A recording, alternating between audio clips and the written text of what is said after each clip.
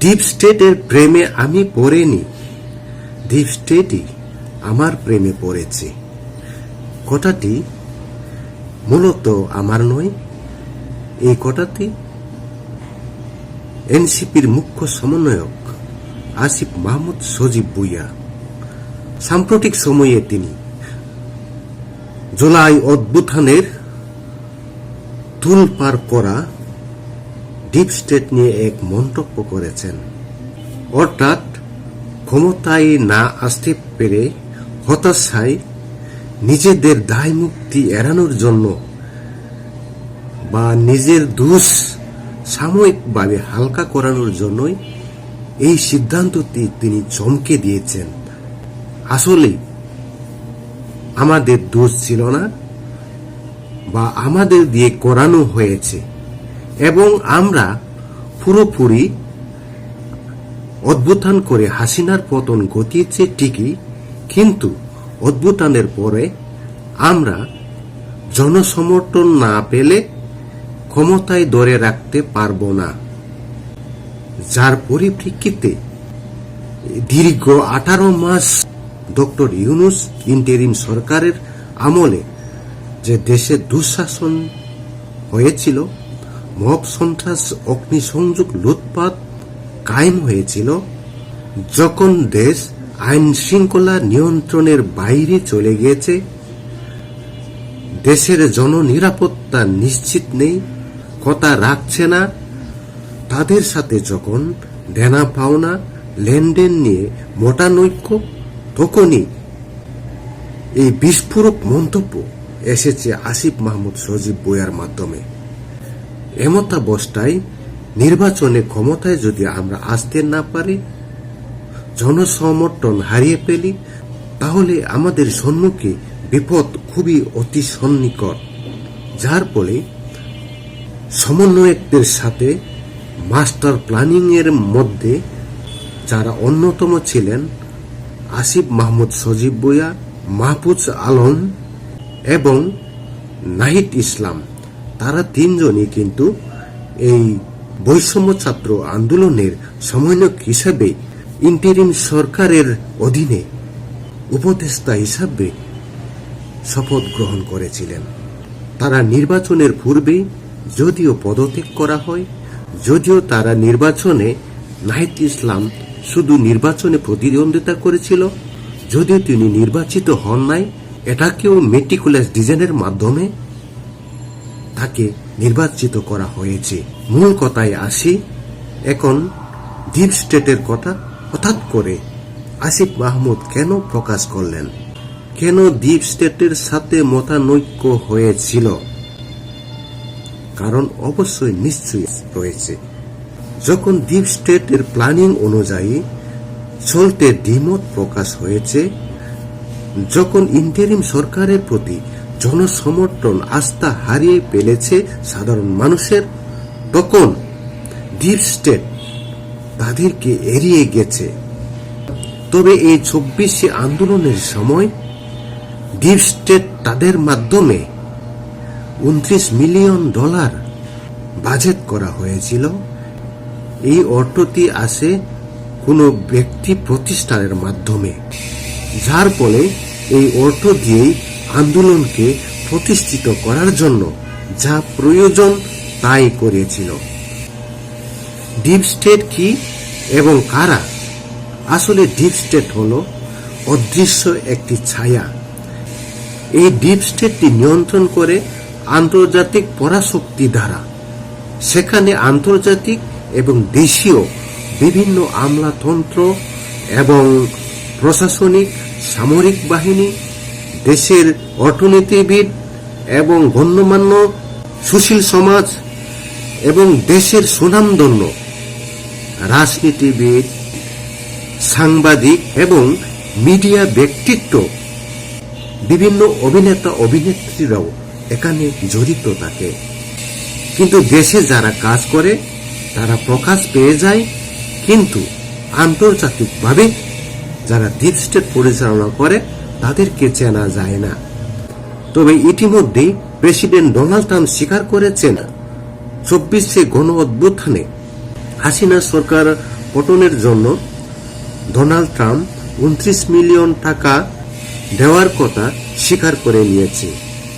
তাতে বোঝা যায় এই টাকা দিয়ে সশস্ত্রভাবে সংগ্রামে বিভিন্নভাবে পুলিশের উপর গুলিবর্ষণ করেছিল আড়ালে, এবং যারা নিরীহ মানুষের আবেগকে পুঁজি করে কিছু লক্ষ্যবস্তু কেন্দ্র করে মানুষের উপর এই ডিপ স্টেটের পক্ষ থেকে গুলিবর্ষণ করেছিল। যদিও পুলিশের গুলিতেও অনেক ছাত্রছাত্রী মারা গেছে, কিন্তু আড়ালে ডিপ স্টেটের মাধ্যমে যে সশস্ত্র সংগ্রাম করেছিল অসংখ্য হতাহত হয়েছে। অভ্যুত্থানের পরে এনসিপির বর্তমান মুখ্য সমন্বয়ক আসিফ মাহমুদ সজীব ভুঁইয়া তিনি স্বীকার করেছিলেন, অভ্যুত্থানের যদি পুরোপুরি সফলতা না আসত তারা সশস্ত্র সংগ্রামে লিপ্ত হতো, অর্থাৎ যে অর্থ তারা পেয়েছে সেই অর্থ দিয়ে সশস্ত্র সংগ্রাম করত, সশস্ত্রভাবে যুদ্ধে লিপ্ত হতো। ইন্টারিম সরকার থেকে ডিপ স্টেট কখন চলে গিয়েছে? যখন দেখল অন্তর্বর্তী সরকারের বিরুদ্ধে জনসমর্থন হারিয়ে যাচ্ছে, আইন শৃঙ্খলা বাহিনীর নিয়ন্ত্রণের বাইরে চলে যাচ্ছে, দেশের মানুষ যখন নির্বাচনের জন্য প্রেসার ক্রিয়েট করছে, তখন ডিপ স্টেট তাদের লক্ষ্য উদ্দেশ্যগুলো ঘুরিয়ে নেওয়া হলো, অর্থাৎ ইন্টারিম সরকারের উপর ডিপ স্টেট আর আশীর্বাদ বর্তাইল না, তখন চলে গিয়েছে। যার ফলে নির্বাচনের 3 দিন পূর্বে ফেব্রুয়ারি 9 তারিখে মার্কিন ডিপ স্টেটের সাথে যে চুক্তি ছিল সেই চুক্তিটি ডক্টর ইউনূস তাদের সাথে ফাইনাল করেছিলেন, যে চুক্তির কারণে তারা 18 মাস ক্ষমতায় ছিল এবং যে চুক্তির জন্য তারা ক্ষমতায় আসতে পারছে, অর্থাৎ দেশ থেকে অর্থ সম্পদ লুটপাট করে নেওয়া হয়েছে এবং বিদেশি স্বার্থ রক্ষার জন্য যে চুক্তিটা করা প্রয়োজন সেটাই তিনি করেছিলেন ফেব্রুয়ারি 9 তারিখে। কেন তিনি নির্বাচনের 3 দিন আগে এই গুরুত্বপূর্ণ চুক্তিটি মার্কিন ডিপ স্টেটের সাথে করেছিলেন জানলে অবাক হবেন। যে চুক্তিগুলি দেশ বিরোধী চুক্তি, যে চুক্তিগুলি দেশের অর্থ বাণিজ্য সম্পদে আপনার কোনো উপার্জন হবে না, আপনার কোনো স্বার্থ লাভ হবে না, যে চুক্তির ফলে আপনাকে বাধ্যতামূলক মার্কিন যুক্তরাষ্ট্র থেকে বাণিজ্য করতে হবে, বিভিন্ন অস্ত্র সরঞ্জাম অর্থ বাণিজ্য দ্রব্যগুলো আপনাকে বাধ্যতামূলক মার্কিন যুক্তরাষ্ট্র থেকে নিয়ে আসতে হবে। ইনকাম হোক না হোক আপনাকে চুক্তি করতেই হবে, যার ফলে সাম্প্রতিক সময়ে মার্কিন যুক্তরাষ্ট্র থেকে বাংলাদেশ কার সাথে ট্রেড বাণিজ্য করছে সেই হিসাবগুলো খতিয়ে দেখার জন্য কিন্তু বলেছে, অর্থাৎ ইঙ্গিত করছে যে চুক্তিগুলি মার্কিন যুক্তরাষ্ট্রের সাথে আপনি চুক্তি করেছেন সেই বাণিজ্য চুক্তিগুলি যেন বাস্তবায়ন হয়, অতি শীঘ্রই সেই সিদ্ধান্তটি পদক্ষেপ নেই। কিছুদিন পূর্বে বাংলাদেশের পররাষ্ট্র প্রতিমন্ত্রী তিনি মার্কিন যুক্তরাষ্ট্রকে ইঙ্গিত করে বলেছেন তাদের সাথে সরাসরি আলাপ করার জন্য। তাহলে বোঝা যায় ইন্টারিম সরকার চলে যাওয়ার পরে বিএনপির সাথে এই ডিপ স্টেটটি পুরোপুরি আলাপ করা হয়েছিল, যার ফলে ডিপ স্টেটের সমর্থনে বিএনপি সরকার গঠন করতে সক্ষম হয়। যদি বিএনপি সরকার ডিপ স্টেটের সাথে চুক্তি ভঙ্গ করে যে কোনো ভাবে আবারও বিএনপি সরকারের পতন অনিবার্য করে ফেলবে, সেটা জুলাই অভ্যুত্থানের মাধ্যমে হতে পারে বা অন্য কোনো সিস্টেমে হতে পারে, যার ফলে এই ডিপ স্টেট বিএনপি সরকারকে বর্তমানে পুরোপুরি সমর্থন করছে যেন বাণিজ্য চুক্তি বাস্তবায়নে আমদানি রপ্তানি করা হয়। সেটাই মূল লক্ষ্য ছিল ডিপ স্টেটের মূলত আসল কারণ। ডিপ স্টেট যদি তাদের কোনো স্বার্থ বাণিজ্য যদি রক্ষা না হয়, তারা দেশে বিদেশে আন্তর্জাতিকভাবে বিভিন্ন সরকারের সাথে এভাবেই সরকার উৎখাতে সহযোগিতা করে থাকে। তেমনটি হয়েছিল শেখ হাসিনার ক্ষেত্রে।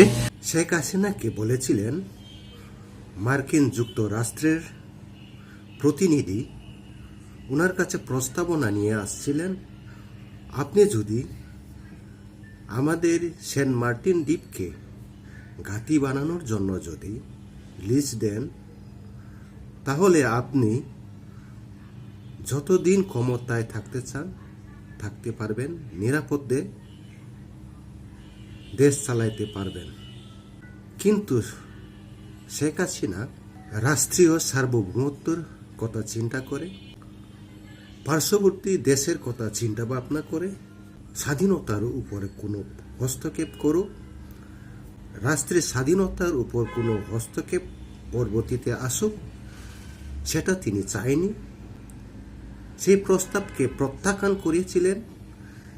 সেই প্রত্যাখ্যানে মার্কিন যুক্তরাষ্ট্র প্রত্যাঘাত হয়ে কিভাবে হাসিনার রিজিমকে চেঞ্জ করা যায়, কিভাবে অভ্যুত্থান করা যায়, ক্ষমতাচ্যুত করা যায়, সেই প্রিপারেশনের ফসল 24শে জুলাই 5ই আগস্টের অভ্যুত্থান।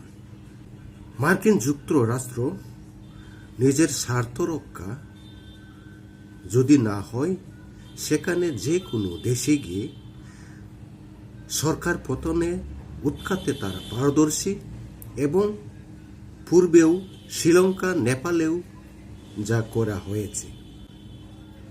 এভাবেই বাংলাদেশেও দীর্ঘদিন ক্ষমতায় থাকা শেখ হাসিনাকে সে প্রস্তাবে রাজি না হয়, সেই মেটিকুলাস ডিজাইন যেখানে ডক্টর ইউনূস বলেছিলেন, সেই মেটিকুলাস ডিজাইনের মাধ্যমে ডিপ স্টেটের আর্থিক সহায়তায় শেখ হাসিনাকে ক্ষমতাচ্যুত করা হয়। এই ডিপ স্টেট ডক্টর ইউনূসের 18 মাস ক্ষমতায় থাকা দেশকে উত্তাল তাল মাতাল করে রেখেছিলেন। আন্দোলনের পর আন্দোলন, ডক্টর ইউনূস যে চুক্তি নিয়ে এসেছিলেন মার্কিন যুক্তরাষ্ট্রকে স্বার্থ হাসিলের জন্য, সেই প্রস্তাবনা সম্ভবত চুক্তি বাস্তবায়ন না হওয়ার জন্য তার এগেনস্টে গিয়ে ডিপ স্টেট পদক্ষেপ নিয়েছিল যে ডক্টর ইউনূস এই ইন্টারিম সরকারকেও কিভাবে ক্ষমতা থেকে সরানো যায়। তারই পরিপ্রেক্ষিতে এনসিপির সমন্বয়ক নাহিদ ইসলাম বলেছিলেন যে ডিপ স্টেটের মাধ্যমে হাদিকে হত্যা করা হয়েছে এবং আমরা জানি কে হত্যা করেছে। তাহলে এখানে হাদি হত্যার সাথেও ডিপ স্টেট জড়িত। শেখ হাসিনা রিজিম পতনের জন্য ডক্টর ইউনূসের মাধ্যমে মেটিকুলাস ডিজাইনে সরকার উৎখাত করা হয়েছিল।